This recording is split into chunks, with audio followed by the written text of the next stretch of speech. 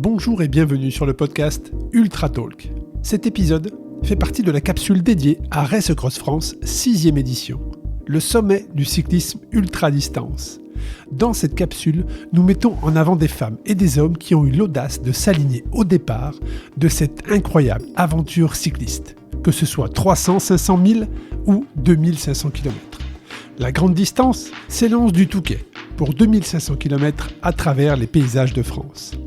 Depuis Megève pour le 1000 km ou encore depuis Saint-Jean-en-Royan dans le Vercors pour le 500 km. Et tous les participants du 300 km feront une formidable boucle au départ et à l'arrivée de Mandelieu-la-Napoule, une destination exceptionnelle que tous les participants de toutes les distances vont tenter de relier. Nous souhaitons également exprimer nos sincères remerciements à nos partenaires qui nous ont soutenus sur cet événement. Un grand merci à Van Rissel, notre presenting partner, mais aussi à Assos, Komoot, The Beam, Gollum, Bollé et Olifat pour leur précieux soutien. Nous vous invitons à écouter les témoignages inspirants de ces femmes, de ces hommes et à découvrir les défis, les émotions et les victoires personnelles qu'ils ont vécues lors de leur préparation sur Race Cross France 2023. Restez à l'écoute pour les nouvelles capsules passionnantes qui sortent donc chaque jour et continuez à suivre l'aventure Race Cross France sur racecrossfrance.cc où vous pouvez suivre et même commenter l'évolution des participants en live. Bonne écoute et à très bientôt. Aujourd'hui, nous sommes ravis de recevoir un invité d'exception, Sébastien Saint-Jalm. Sébastien est un véritable passionné de cyclisme ultra-distance puisqu'il participe pour la 4e fois à cet incroyable défi de traverser la France à travers un parcours qui va le mener du Touquet-Paris-Plage jusqu'à Mandelieu-la-Napoule. Après avoir réussi l'épreuve, l'exploit en solitaire à 3 reprises, il se lance cette année dans une nouvelle aventure en équipe. Nous sommes impatients d'en apprendre davantage sur son parcours, ses motivations et ses attentes pour cette édition. Préparez-vous à une conversation inspirante avec un ultra-cycliste déterminé et courageux. Accueillons chaleureusement Sébastien Saint-Jalm dans notre podcast. Je ne vous fais pas plus attendre et laisse place à mon invité du jour.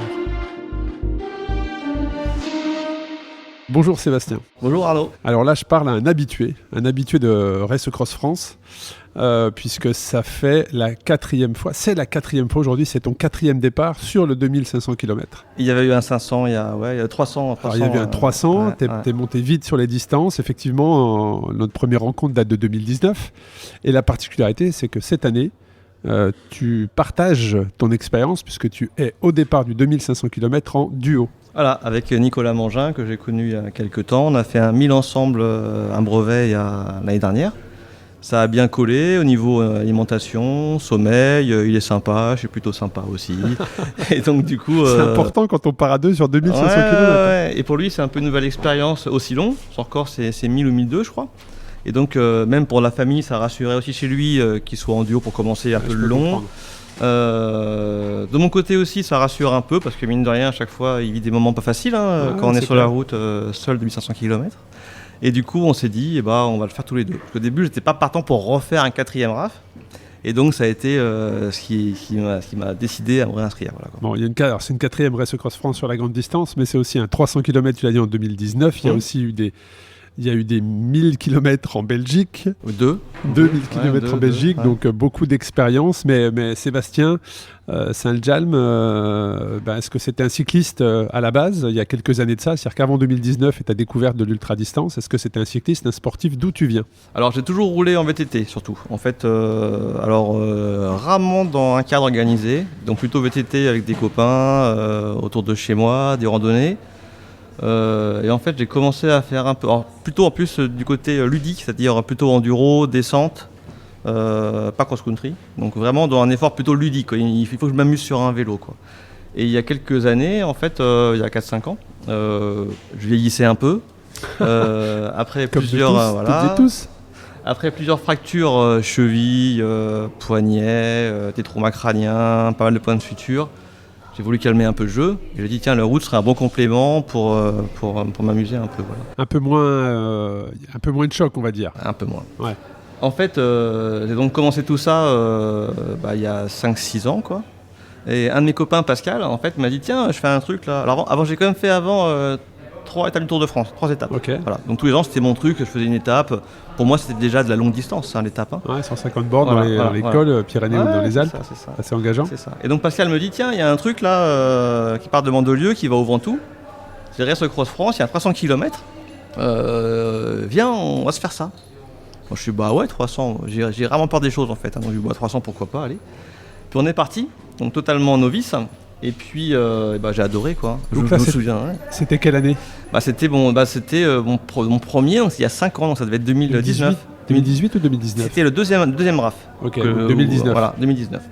Et donc j'ai adoré. Après on s'était revu quelques mois après pour la Bourgogne. Ouais, exact. Et là après il est arrivé le Covid. Et moi j'avais pris goût à l'ultra. Et donc là après j'ai dit tiens là, j'aime ça, je veux allonger. Et donc j'ai acheté un home trainer. On s'était vu sur Zwift 2-3 fois et on avait fait des sessions. Voilà. C'était à l'époque, je rappelle, où on ne pouvait pas sortir de chez nous. Et où Zwift, une des plateformes comme d'autres d'entraînement digital a explosé. Et on avait la possibilité de faire des meet-up, c'est-à-dire d'inviter, de convier des groupes fermés ou ouverts. De se donner rendez-vous pour rouler virtuellement ensemble. Et on y associait à ce ride-là à une plateforme Discord où on pouvait se parler. Et donc, on se donnait rendez-vous tel jour, telle heure sur tel circuit de cette plateforme. Et parallèlement à ça, on allait sur Discord et on pouvait parler, échanger. Je me souviens effectivement de certaines sessions. Tout à fait. Et j'ai appris beaucoup de choses lors de ces sessions en parlant avec d'autres personnes.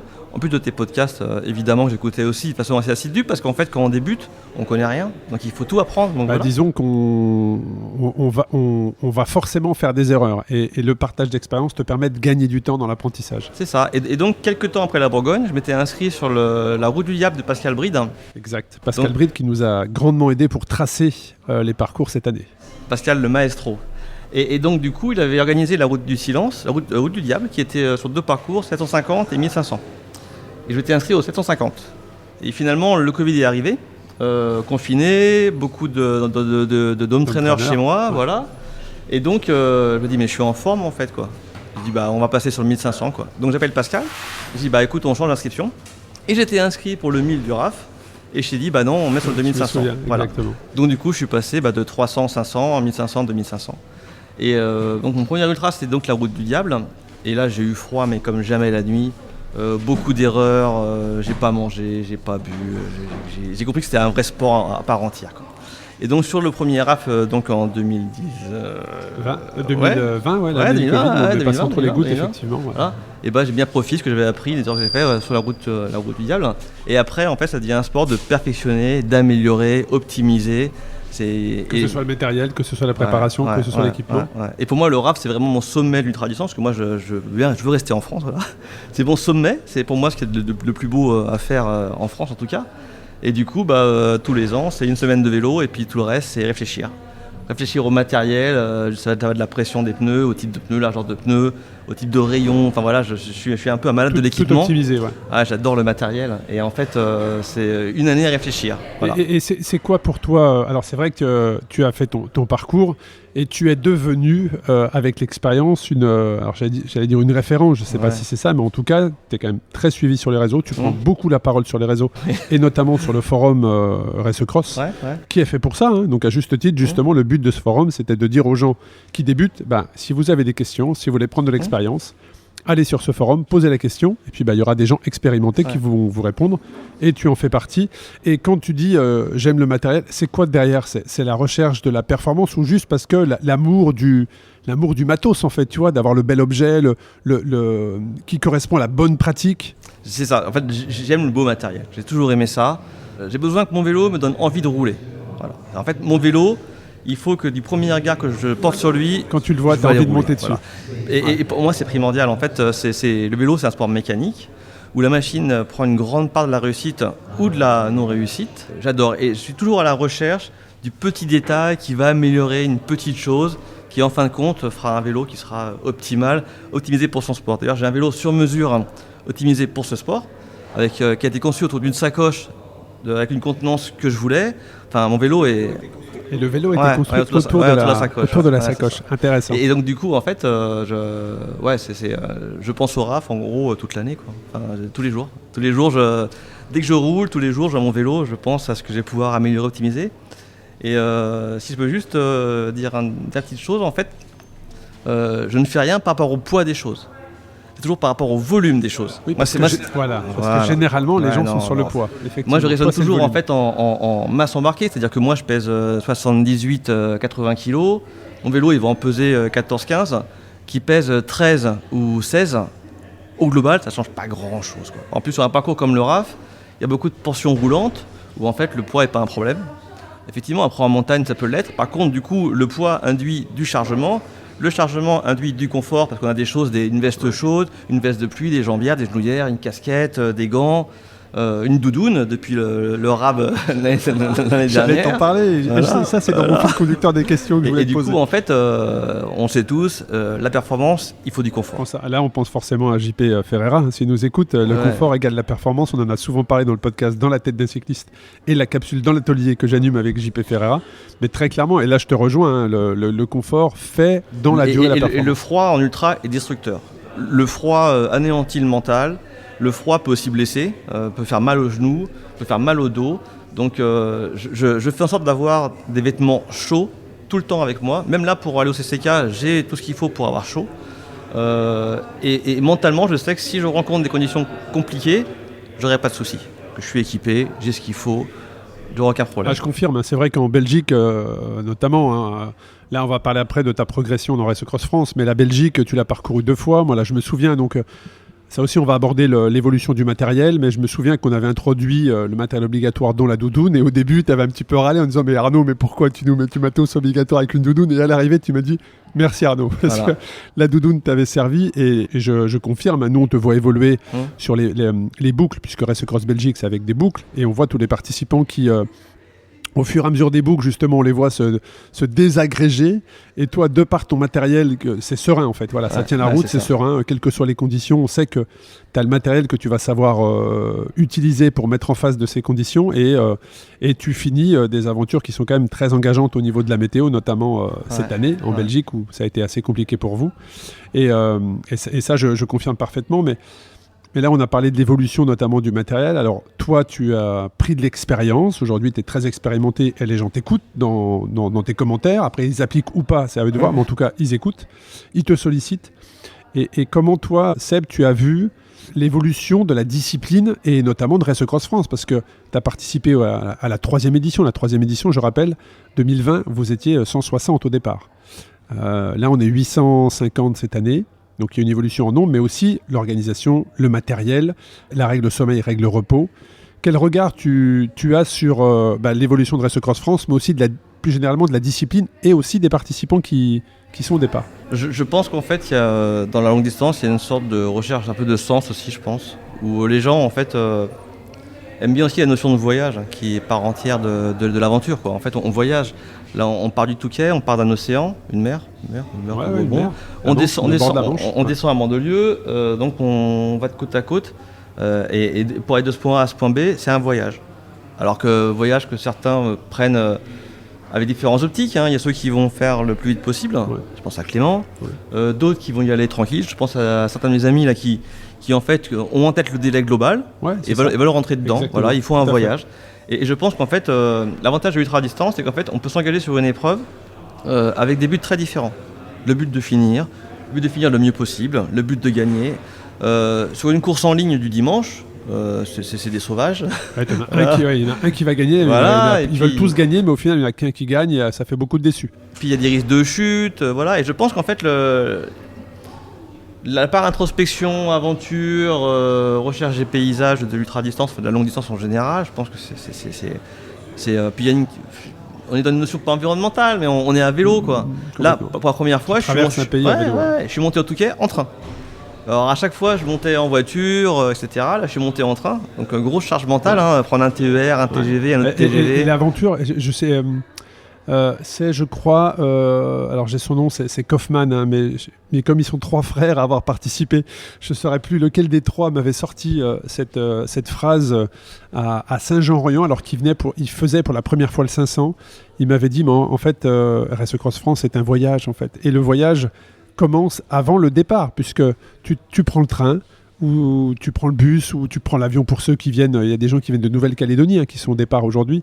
Il y a 18 nations qui sont au départ. Et donc, le voyage commence même avant la ligne de départ et le décompte qui va être donné par Fergus aujourd'hui à partir de 17h.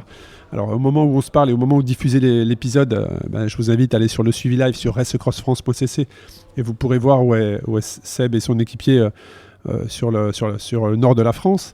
Mais le voyage commence là, effectivement. Mais il commence même, je pense, avant ça, avant le voyage mécanique. Au moment de l'inscription, il commence. Dans le voyage mental, oui, parce qu'en fait, moi mes drop bags, je les ai encore repensés un peu avant-hier, quoi. Dire, normalement, je suis carré, c'est ma 4e fois, je sais ce dont j'ai besoin, ce que j'emmène, mais tu déballes, tu remballes, tu redéballes, tu vérifies, tu dis, tiens, je vais prendre ça et ça, je mets dans... C'est une vraie démarche mentale. Et les participants, je pense qu'on voit que ça se rajeunit un peu, j'ai l'impression, je sais pas, au niveau statistique. Oui, si, ça je te confirme. Je sens qu'il y a beaucoup de gens qui sont des vrais cyclistes qui viennent maintenant un peu sur l'ultra-distance pour en découdre. Mais pour autant, il reste les gens comme moi j'ai presque 50 ans, qui n'ont pas des gros niveaux à vélo, mais qui se font plaisir en donnant leur meilleur possible. Et je pense que justement, ça permet de brasser plein d'envies et de besoins différents des cyclistes. Et donc je pense que c'est l'avenir du vélo. Voilà. C'est vrai que sur Race Cross France, les premières années, on était sur une moyenne d'âge de 45. Là, on est plus effectivement sur du 30-35 quasiment. Et je me souviens, en 2021, c'était des moins de 22 ans qui avaient remporté, en tout cas qui avaient été les plus rapides sur toutes les distances. Donc ça, c'est important. Et puis sur les évolutions des différents règlements sur lesquels on a pu intervenir, quel est ton avis sur ça, que ce soit le matériel, le sommeil? Bon, moi au niveau du matériel, on en a parlé tout à l'heure un petit peu. Pour moi, la doudoune, c'est un incontournable. Il y a quelques vêtements à avoir dans sa garde-robe qui sont incontournables. Et je pense que ta liste de vêtements obligatoires permet de garantir que les gens aient au moins un minimum. C'est la sécurité. Voilà. Je pense que c'est bien. Ceux qui veulent le contourner, c'est un peu stupide. Il faut s'y astreindre. Voilà. Après, effectivement, ça fait du volume. Et c'est là où il faut réfléchir. Sac de compression, quel modèle. Voilà, ça rentre dans la réflexion. Tout à fait. Mais après, sur le sommeil, moi, je fais partie des gens qui, généralement, font une première nuit blanche, toujours. Alors ça dépend un peu de l'heure aussi du départ. Si on part le matin, c'est plus compliqué. Mais là, en partant, nous, on part à 8h11. La première nuit sera forcément blanche. On fera un petit arrêt rapide chez Decathlon. Ouais. Voilà, et après on partira. On sait que voilà. Et puis après, je sais que globalement, moi, j'ai un besoin de sommeil qui est environ 3 heures par nuit.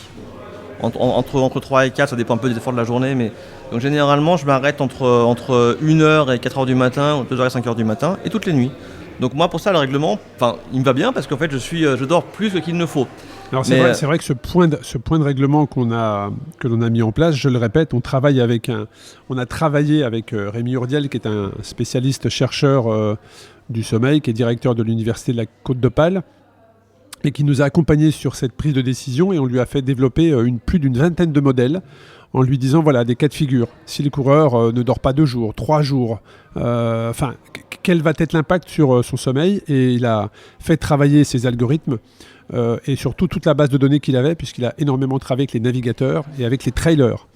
Et c'est la première fois qu'une étude sur le sommeil est menée comme ça pendant 3 ans dans l'ultra-distance. Et donc, cette année, on a mis la barre à 36 heures pour ne pas contrôler, mais conseiller. Voilà. On contrôle, mais on n'impose pas. Ça aurait été 24 heures, toutes les 24 heures, ça aurait été différent. Tu vois, on aurait vraiment été dans l'imposition. Là, on contrôle, et peut-être qu'en fonction des retours, on a déjà eu des retours en Belgique, ce qui nous a donné une indication pour les heures de départ qu'on aménagera pour 2024, parce qu'il y a une incidence entre tu pars à 9h le matin et tu pars à 18h. Tout à fait. Il y a une incidence sur le risque au niveau du sommeil. Et donc, le but, c'était vraiment d'éviter ce qui concernait, je pense, 5% des participants qui, eux, allaient très, très loin dans la privation de sommeil, qui se mettaient en danger très clairement, parce que ce n'est pas des surhumains, c'est des humains, mais qui franchissent les limites du sommeil et qui, là, étaient vraiment proches de la somnolence et très proches que le corps, la prise se débranche et qui s'écroule sur leur vélo de sommeil, ce que j'ai déjà pu voir sur des concurrents tomber sans dormir alors que l'on fait une activité physique. C'est assez paradoxal, mais ça arrive. Et on voulait éviter ça pour éviter l'accident. Il y a 3 ans, je suis tombé sur le RAF. En fait, je voulais faire du départ jusqu'à Saint-Jean-Royan d'une traite. Donc 550 km. Dans l'autre sens, effectivement. Voilà. Ouais. C'était donc il y a 2 ans, dans l'autre sens. Dans la montée du col du Rousset, ça commençait à plus trop aller. Je commençais un peu à somnoler, j'avais des signes assez alertants. Et col de la Machine, j'ai réussi à monter tant bien que mal. Et dans la descente sur Saint-Jean, je suis tombé en descente. Voilà. Je suis sorti, je suis tombé, j'ai un peu escaté un genou. Ça a failli être un coup d'arrêt pour ma course. Et de ce jour-là, j'ai dit plus jamais. En fait, je connais mes signes de fatigue. C'est souvent ça. C'est-à-dire qu'on a beaucoup de témoignages de coureurs qui, comme toi, à un moment donné, ont dépassé le truc. Mais par chance, une bonne étoile font que ça a été une chute. Et là, par contre, derrière, c'est OK. Maintenant, je sais où c'est. Je connais surtout les signes.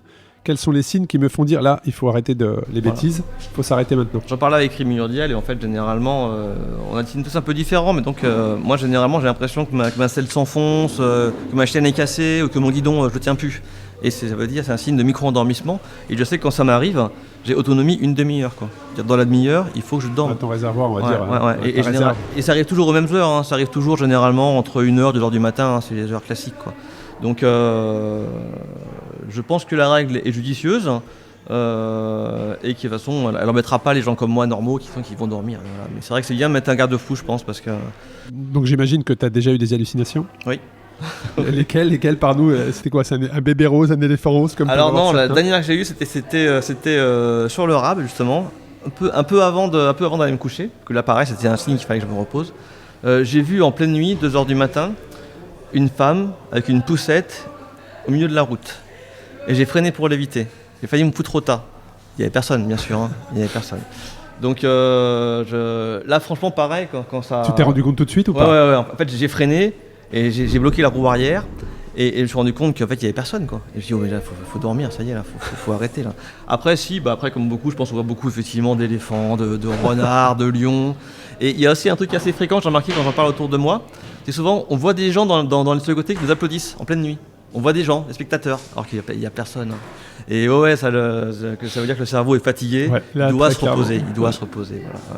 Très clairement. Et par rapport à l'épreuve, l'évolution du nombre de participants, que ce soit sur SE Cross France, mais aussi sur d'autres épreuves d'ultra-distance en France, mais à l'international, quel regard tu portes toi en tant que passionné de cyclisme? Tu l'as dit, pas compétiteur, mais juste passionné de cyclisme, envie d'aventure. Quel regard tu portes sur toute cette nouvelle génération, cette nouvelle vague qui arrive? Est-ce que tu partages avec eux? Est-ce qu'ils te sollicitent? En fait, je me suis rendu compte que quand j'ai commencé, moi, il y a 4-5 ans, en fait, il y avait assez peu d'informations qui circulaient sur l'ultra-distance, sur les équipements, sur le matériel, c'était vraiment la méthode Coué, il fallait se débrouiller. Là, aujourd'hui, il y a des forums, on a plein qui en parlent. Moi, j'en parle beaucoup sur ma page Facebook. On en parle et c'est vrai qu'aujourd'hui, je vois arriver des gens qui débutent là-dedans, qui arrivent, qui ont le vélo qui est nickel, avec la sacoche qui va bien, l'équipement qui va bien. On sent que ça s'est pas professionnalisé, mais en fait, les gens arrivent ils arrivent à peu près techniquement et mentalement. Voilà. C'était peut-être moins le cas il y a 4-5 ans, où on venait vraiment à l'aventure. On venait à l'aventure, on sait pas, on sait pas où on met les pieds. Et aujourd'hui, je pense qu'avec les réseaux sociaux, avec les différents forums, les pages d'aide, etc., les gens ont déjà un peu le truc en tête.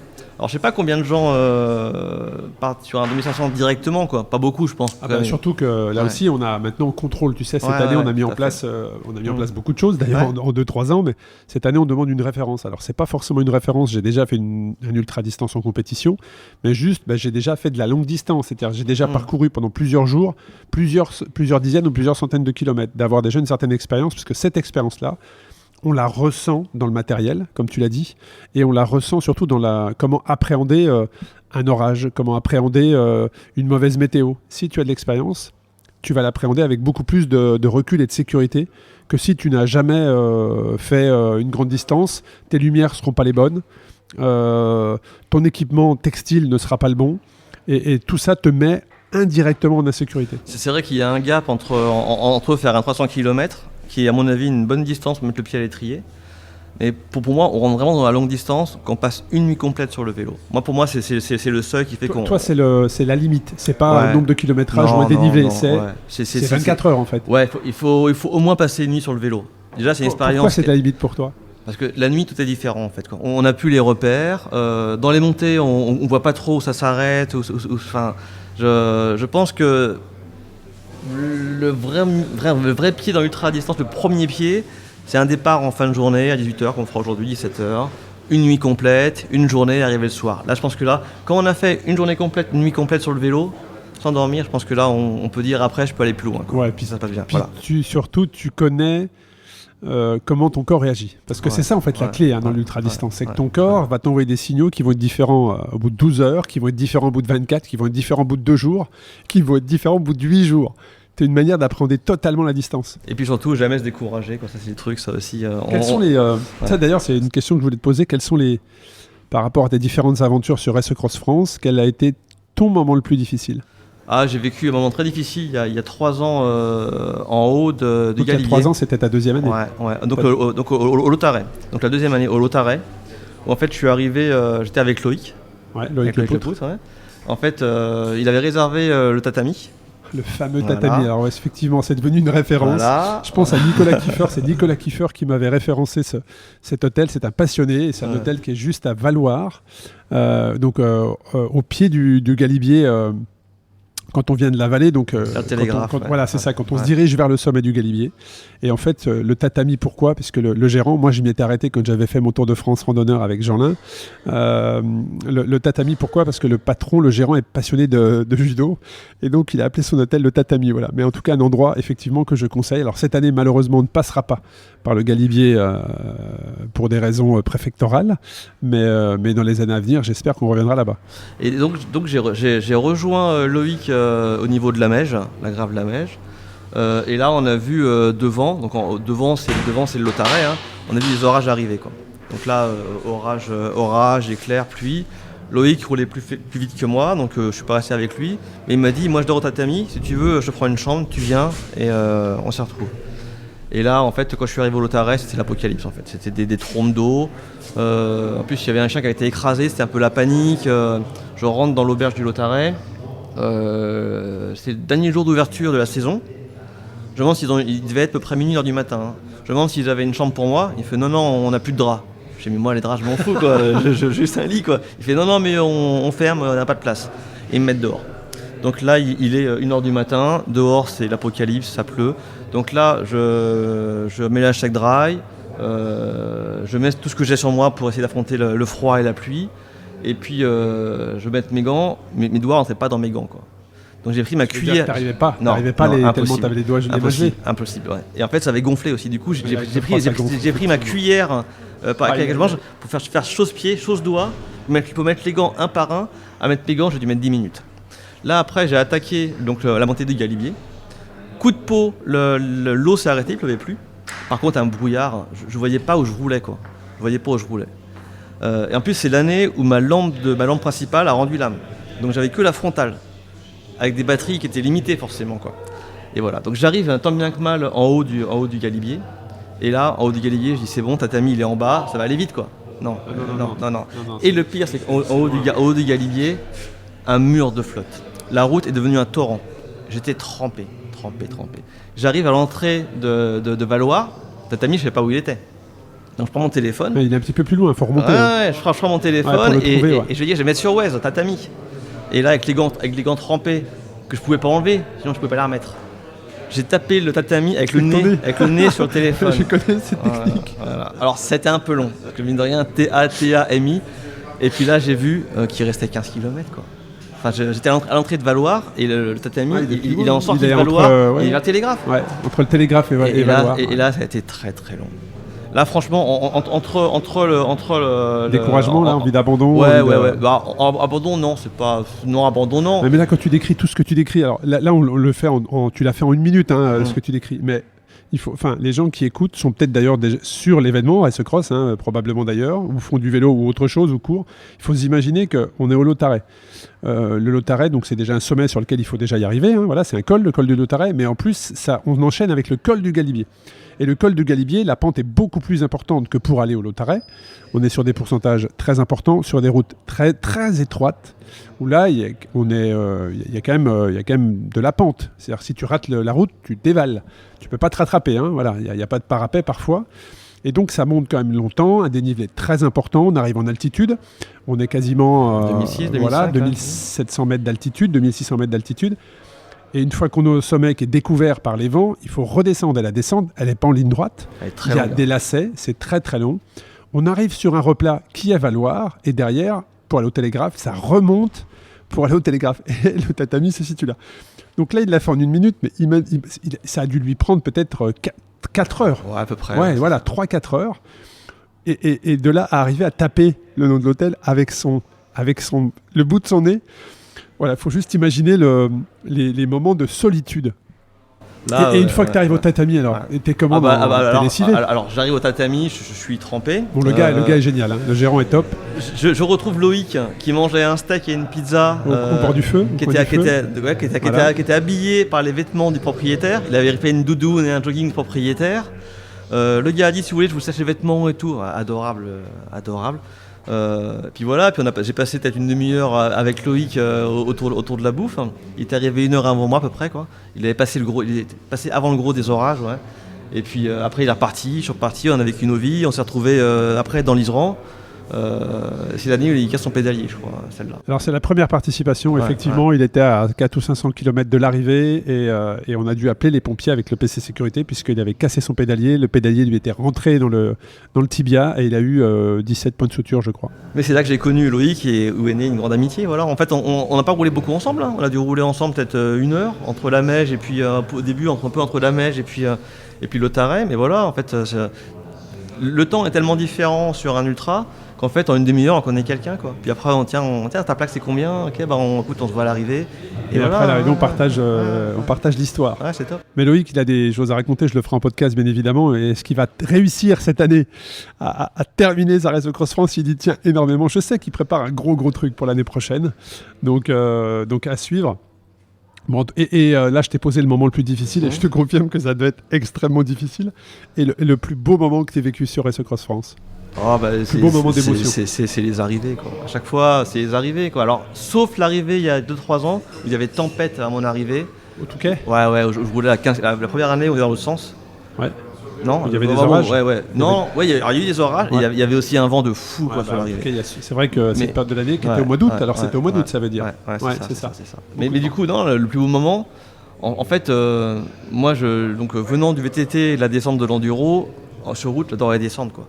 Et en fait, descendre un galibier sous de bonnes conditions, descendre l'Iseran, descendre même Sarenne, c'est marrant, faut slalomer, éviter les trous.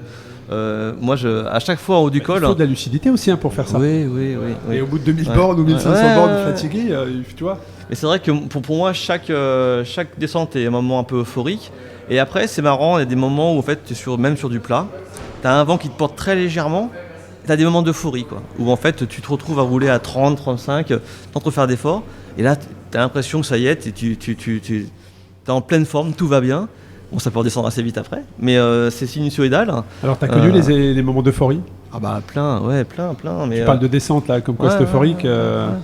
Ouais, si, plein. Et tu sais les contrôler maintenant, parce que c'est dangereux, ça aussi. Bref, alors, moi je roule beaucoup au 14 de puissance. Donc ça m'évite de m'enflammer. Je sais que j'essaie de m'astreindre à 200 watts. Donc quand c'est un peu full plat descendant, je mets à 200 watts. Quand ça monte, je mets à 200 watts. Et j'essaie de pas...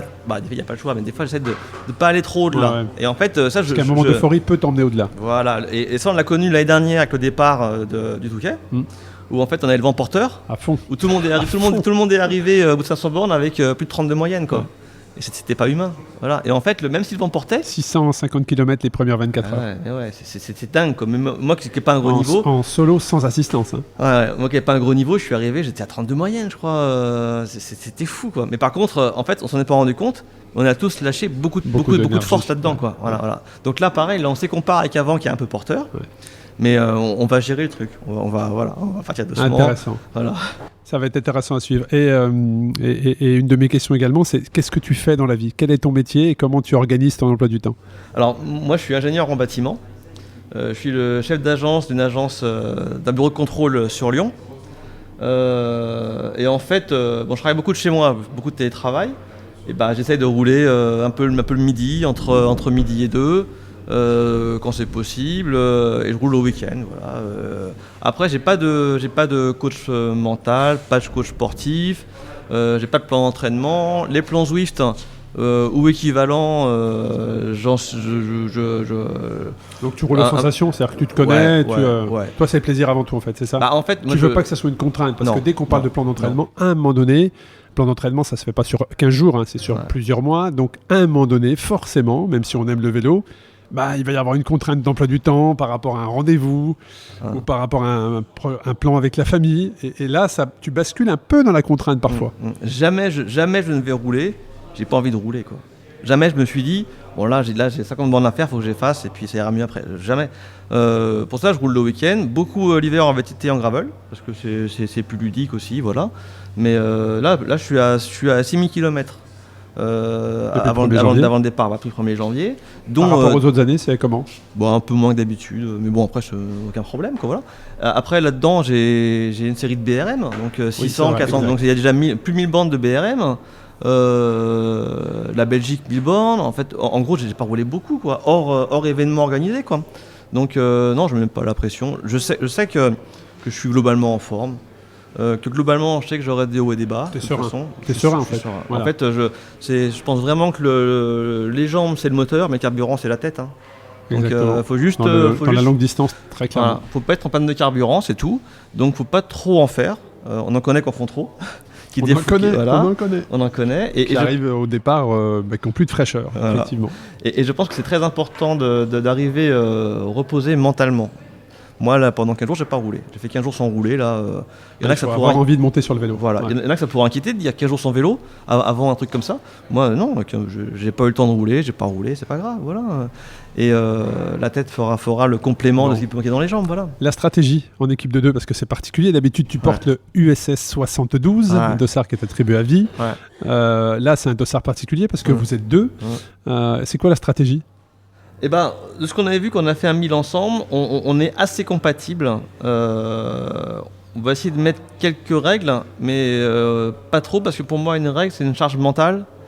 Et si on commence à s'imposer des règles, on risque de soit contre-productif, quoi. Donc, on est sur un principe général que j'ai dit tout à l'heure. Première nuit blanche. Deuxième nuit, on dort nos 3 heures, entre 2h et 5h à peu près.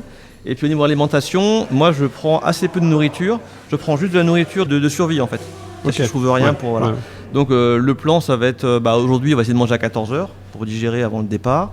Cette nuit on va pas manger jusqu'à Décathlon, on mange pas, parce que de 200 bornes on le fait sur le gras. Voilà. Sur la lancée du podium. Voilà, c'est ça exactement.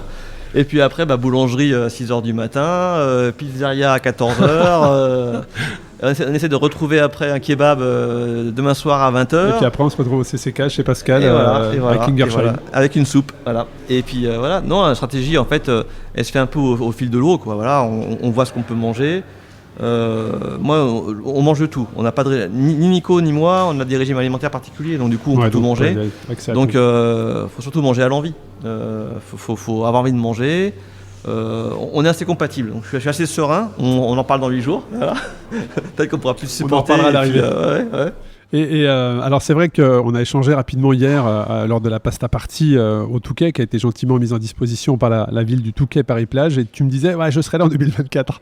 Alors c'est vrai qu'on n'a pas fait 2023, et déjà dans ton esprit l'USS 72 sera au départ en 2024. En fait j'ai une grosse frustration cette année là, c'est de ne pas avoir mon dossard. Du coup, faut que je revienne parce que il me manque mon USS là. Bon, en tout cas, on annoncera les dates de Race Cross France 2024 la semaine de l'arrivée, donc dans 15 jours, très clairement, et probablement les nouvelles régions en tout cas de départ. Est-ce qu'il y a un message que tu voudrais faire passer, Sébastien ? Lancez-vous, voilà, lancez-vous. Faites des petits paliers quand même, pas forcément comme moi. Mais je pense que pour commencer, le 300 du RAF est une super expérience. Et puis après, je pense que le 500 n'est pas forcément indispensable. Moi, je ferais bien 300, 1000 et puis 2005, voilà quoi. Je pense que si on peut faire 300 sur un vélo et finir correctement, on peut faire les 1000. Et si on fait bien les 1000, les 500, ils sont aux portées de main, voilà quoi. Donc moi, le 300 du RAF, je pense que c'est super pour démarrer. Ça a été mon cas. C'est ce qui m'a mis pied à l'étrier. J'ai commencé à rouler grâce à ça.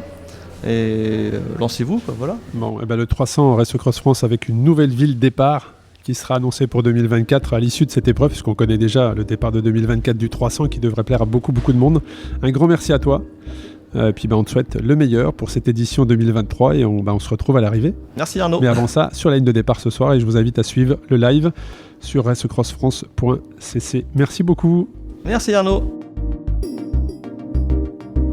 Merci d'avoir suivi ce podcast dédié à Race Cross France. Nous espérons que ces témoignages inspirants de femmes et d'hommes courageux qui ont relevé le défi de parcourir des milliers de kilomètres incroyables ont su vous captiver. Race Cross France est bien plus qu'une simple épreuve de cyclisme. C'est une aventure qui pousse les limites physiques et mentales des participants. Nous sommes fiers de tous ceux qui ont eu le courage de se lancer dans cette aventure unique. Nous tenons également à exprimer notre profonde gratitude envers nos partenaires. Van Rissel, notre presenting partner, Assos, Komoot, The Beam, Bollé, Gollum et Olifat pour leur soutien inestimable ainsi qu'aux villes qui nous ont considérablement aidés dans la mise en place de l'événement. Leur engagement et leur collaboration ont été essentiels pour la réussite de Race Cross France 2023. Nous vous invitons à rester connectés pour découvrir d'autres épisodes de notre podcast, à les partager à votre entourage. Ces épisodes qui mettent en lumière des histoires passionnantes autour de notre événement sportif captivant. Continuez à vivre pleinement votre passion pour le cyclisme et à vous fixer de nouveaux objectifs audacieux. Vous aussi, vous pouvez relever des défis extraordinaires et repousser vos limites. Merci encore de nous accompagner dans cette aventure. Restez à l'écoute pour de nouvelles inspirations et des découvertes sportives. À très bientôt sur le podcast Ultra Talk.